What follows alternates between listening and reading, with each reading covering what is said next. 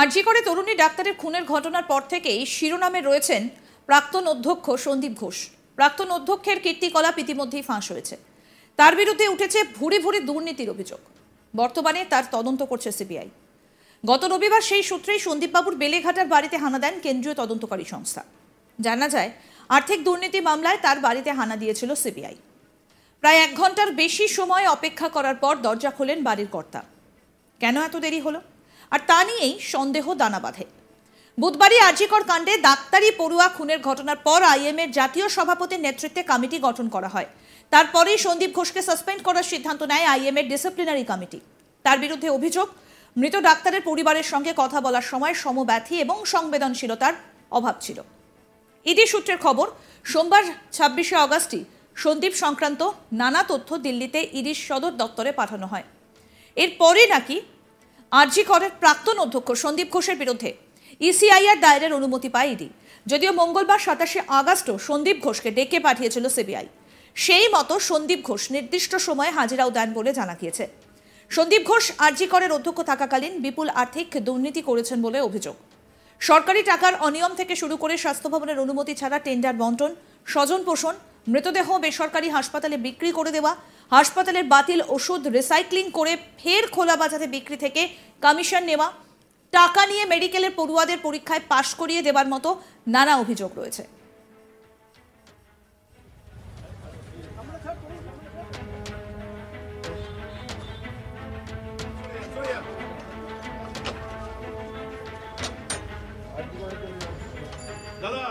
আরজি করের তরুণী ডাক্তারের খুনের ঘটনার পর থেকেই খবরের শিরোনামে প্রাক্তন অধ্যক্ষ সন্দীপ ঘোষ। প্রাক্তন অধ্যক্ষের কীর্তিকলাপ ইতিমধ্যেই ফাঁস হয়েছে। তার বিরুদ্ধে উঠেছে ভরে ভরে দুর্নীতির অভিযোগ। বর্তমানে তদন্ত করছে সিবিআই। গত রবিবার সেই সূত্রেই সন্দীপ বাবুর বেলেঘাটার বাড়িতে হানা দেন কেন্দ্রীয় তদন্তকারী সংস্থা। জানা যায়, আর্থিক দুর্নীতির মামলায় তার বাড়িতে হানা দিয়েছিল সিবিআই। প্রায় 1 ঘন্টারও বেশি সময় অপেক্ষা করার পর দরজা খোলেন বাড়ির কর্তা। কেন এত দেরি হলো, তা নিয়েই সন্দেহ দানা বাঁধে। বুধবারই আরজিকর কাণ্ডের ডাক্তারি পড়ুয়া খুনের ঘটনার পর আইএমএর জাতীয় সভাপতির নেতৃত্বে কমিটি গঠন করা হয়। তারপরই সন্দীপ ঘোষকে সাসপেন্ড করার সিদ্ধান্ত নেয় আইএমএর ডিসিপ্লিনারি কমিটি। তার বিরুদ্ধে অভিযোগ, মৃত ডাক্তারের পরিবারের সঙ্গে কথা বলার সময় সমব্যথী এবং সংবেদনশীলতার অভাব ছিল।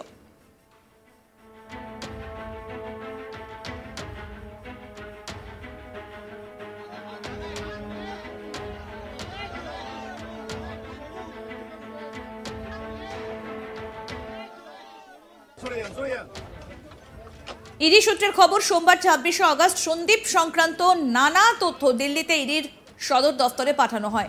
এরপরই নাকি আরজি করের প্রাক্তন অধ্যক্ষ সন্দীপ ঘোষের বিরুদ্ধে ইসিআইআর দায়েরের অনুমতি পায় ইডি। যদিও মঙ্গলবার 27শে আগস্ট সন্দীপ ঘোষকে ডেকে পাঠিয়েছিল সিবিআই, আর সেই মতো সন্দীপ ঘোষ নির্দিষ্ট সময়ে হাজিরাও দেন বলে জানা গিয়েছে। সন্দীপ ঘোষ আরজি করের অধ্যক্ষ থাকাকালীন বিপুল আর্থিক দুর্নীতি করেছেন বলে অভিযোগ ওঠে। সরকারি টাকার অনিয়ম থেকে শুরু করে স্বাস্থ্য ভবনের অনুমতি ছাড়া টেন্ডার বন্টন, স্বজন পোষণ, মৃতদেহ বেসরকারি হাসপাতালে বিক্রি করে দেওয়া, হাসপাতালের বাতিল ওষুধ রিসাইক্লিং করে ফের খোলা বাজারে বিক্রি থেকে কমিশন নেওয়া, টাকা নিয়ে মেডিকেলের পড়ুয়াদের পরীক্ষায় পাশ করিয়ে দেবার মতো নানা অভিযোগ রয়েছে তার বিরুদ্ধে। আমাদের প্রতিনিধি রাজেশ সাহা কি প্রতিবেদন তুলে ধরেছেন এই বিষয়ে, আসুন শোনাই। আরজিকর হাসপাতাল আর্থিক দুর্নীতির সূত্র ধরে প্রাক্তন প্রিন্সিপাল ডক্টর সন্দীপ ঘোষের বাড়িতে গত রবিবার তল্লাশি চালায় সিবিআই। গত রবিবার তার বেলেঘাটার আবাসনে প্রায় 12 ঘন্টা ধরে তল্লাশি অভিযান চালায় সিবিআইয়ের অ্যান্টি কারাপশন ব্রাঞ্চ। কারণ আরজিকর হাসপাতালের এই খুন এবং নারকীয় নির্যাতনের যে ঘটনা ঘটেছিল, তার পাশাপাশি সিবিআইয়ের আরেকটি দল অর্থাৎ অ্যান্টি কারাপশন ব্রাঞ্চ, তারাও কিন্তু তদন্ত শুরু করেছে এই দুর্নীতির, আর্থিক দুর্নীতি বা আর্থিক 9/6 যে তদন্ত, সেই তদন্তে তারা এফআইআর রেজিস্টার করে গত শনিবার। এবং রবিবার সন্দীপ ঘোষের বাড়িতে গিয়ে পৌঁছায় সিবিআইয়ের একটি দল। কিন্তু 7 সকালে সিবিআই সেখানে পৌঁছানোর পর একটি নাটকীয় চিত্রনাট্য আমাদের চোখে ধরা পড়ে এবং সেটা নিয়ে যথেষ্ট শোরগোল পড়েছে সোশ্যাল মিডিয়ায়। তার কারণ, সিবিআইয়ের দলকে প্রায় 1 ঘন্টারও বেশি সময় ধরে তার বাড়ির সামনে অপেক্ষা করতে হলো। যে সিবিআই দল সন্দীপ ঘোষের বিরুদ্ধে তদন্ত করছে কলকাতা হাইকোর্টের নির্দেশে, সিবিআইয়ের 2টি দল, একটা অ্যান্টি করাপশন ব্রাঞ্চ, অপরটি কিন্তু স্পেশাল ক্রাইম ব্রাঞ্চ, 2টি ব্রাঞ্চ এই মুহূর্তে তদন্ত করছে আরজিকর হাসপাতালের প্রাক্তন প্রিন্সিপাল সন্দীপ ঘোষের বিরুদ্ধে, কিন্তু সেই সিবিআইয়ের দলকেই দাঁড়িয়ে থাকতে হলো তার বাড়ির সামনে। প্রায় 1 ঘন্টারও বেশি সময় ধরে তার আবাসনের বাইরে দাঁড়িয়ে অপেক্ষা করতে হলো সিবিআইয়ের গোয়েন্দাদের। গত রবিবার 6:45 নাগাদ সিবিআইয়ের অ্যান্টি করাপশন ব্রাঞ্চের অফিসাররা প্রায় 7 জন আধিকারিক বেলেঘাটাতে তার বাড়ির সামনে, সন্দীপ ঘোষের বাড়ির সামনে গিয়ে পৌঁছায় 6:45 নাগাদ। কিন্তু তখন সেই সময় কিন্তু তাদেরকে 1 ঘন্টা অপেক্ষা করতে হয়, তার কারণ তার বাড়িতে গিয়ে পৌঁছে সন্দীপ ঘোষকে নাম ধরে ডাকাডাকি করেও কারোর না পাওয়া গিয়েছে সাড়া, এবং কলিং বেল বাজানোর পরেও কিন্তু বাড়ির ভেতর থেকে কেউ সাড়া দেননি বা কেউ দরজা খুললেননি। এমনকি সন্দীপ ঘোষকেও বারংবার ফোন করতে শুরু করেন সিবিআই আধিকারিকরা, তবে কিন্তু সন্দীপ ঘোষের তরফেও ফোনেও সাড়া মেলেনি। এইভাবে কিন্তু 1 ঘন্টা দাঁড়িয়ে থাকতে হয় সিবিআই আধিকারিকদের, এবং প্রায় 1 ঘন্টা যখন হতে চললো সেই সময় সিবিআইয়ের 2 জন সদস্য কাছেই যে বেলেঘাটা থানা রয়েছে, বেলেঘাটা থানায় গিয়ে তারা পুলিশের দ্বারস্থ হন এবং পুলিশ কর্মীরা তাদের সঙ্গে আসেন। যদিও সন্দীপ ঘোষের বাড়ির বাইরে কিন্তু কলকাতা পুলিশের নিরাপত্তা আগে থেকেই ছিল, কলকাতা হাইকোর্টের নির্দেশে পুলিশ কর্মীরা মোতায়েন ছিলেন। এরপর বেলেঘাটা থানা থেকে পুলিশ কর্মীরা আসেন, কিন্তু ঠিক সেই সময় 8:05 নাগাদ সন্দীপ ঘোষ আচমকা উদয় হন। তার বাড়ি থেকে তিনি নিজে দরজা খুলে বেরিয়ে সিবিআইদের অফিসারদের সঙ্গে এক ফসলা কথা বলে তিনি ফের বাড়িতে ঢুকে যান, এবং তার ঠিক আবার 2 থেকে 3 মিনিট বাদে 8:10 নাগাদ ফের বেরিয়ে আসেন ডক্টর সন্দীপ ঘোষ। তিনি তার বাড়ির যে দরজা রয়েছে সেই দরজা কনস্টেবল গেট খুলে বাইরে বেরিয়ে আসেন এবং সিবিআই আধিকারিকদের সঙ্গে তিনি নিজে কথা বলেন, এবং কথা বলার পর তারপর কিন্তু তিনি দরজা খুলে দেন, সিবিআইকে তার বাড়িতে প্রবেশের অনুমতি দেন। অর্থাৎ প্রায় 1 ঘন্টা অপেক্ষা করার পর সন্দীপ ঘোষ দরজা খোলেন এবং দেখে ফের ঢুকে যান, ফের 5 মিনিটের মধ্যে আবার আসেন এবং তারপরে সিবিআইকে তিনি ঢুকতে দেন এবং আধিকারিকদের ভেতরে নিয়ে যান।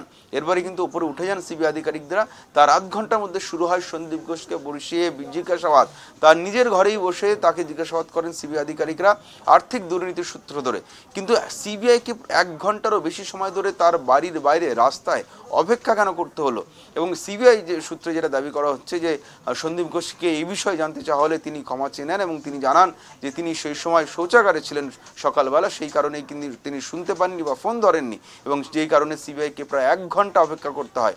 এবং 1 ঘন্টারও প্রায় বেশি সময় অপেক্ষা করার পর তার বাড়িতে তল্লাশি অভিযান শুরু হয় এবং প্রায় 12 ঘন্টা ধরে রাত 8টা পর্যন্ত তল্লাশি অভিযান চলে তার বাড়িতে, এবং যার সময় বেশ কিছু নথিপত্র সিবিআই বাজেয়াপ্ত করে নিয়ে যায়। এবং এই মামলায় এখনো পর্যন্ত তদন্ত চালাচ্ছে সিবিআইয়ের অ্যান্টি করাপশন ব্রাঞ্চ, এবং খুব শীঘ্রই জিজ্ঞাসাবাদের জন্য তাকে ডেকে পাঠানো হতে পারে বলে সিবিআই সূত্রে খবর।